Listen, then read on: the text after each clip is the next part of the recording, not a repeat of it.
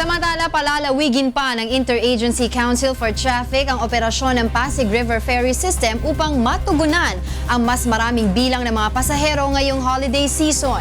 Ito ang balita ni Joan Nano.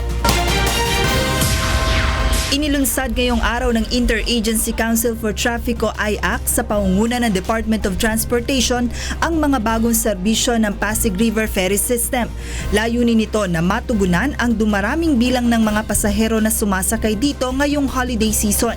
Simula ngayong araw hanggang sa December 31, mas pahahabain pa ang oras ng operasyon ng Pasig River Ferry System na magsisimula ng alas 6:30 ng umaga hanggang alas 10 ng gabi. 40 minuto naman ang pagitan ng bawat biyahe.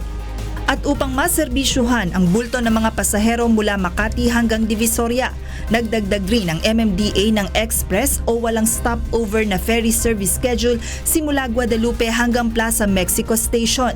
Nasa 11 coaster na ang maghahatid sa mga pasahero mula sa istasyon ng Guadalupe patungong Uptown Complex sa Bonifacio Global City sa Taguig.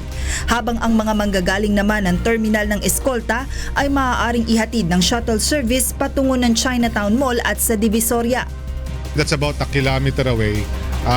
Convenience ho talaga ng ating mga commuters ang binibigay niya. And hopefully, magkakaroon ng talagang point-to-point service. Libre ang pamasahe sa shuttle service ngayon hanggang sa February 2017 at pagkatapos nito ay saka pa lamang magdedesisyon ng IAC kung magkano ang magiging pamasahe. Muli namang nanawagan sa publiko ang Department of Transportation na tangkilikin ang Pasig Ferry upang makabawas sa mabigat na traffic sa mga kalsada. Huwag batikusin kaagad, huwag hanapan ng problema.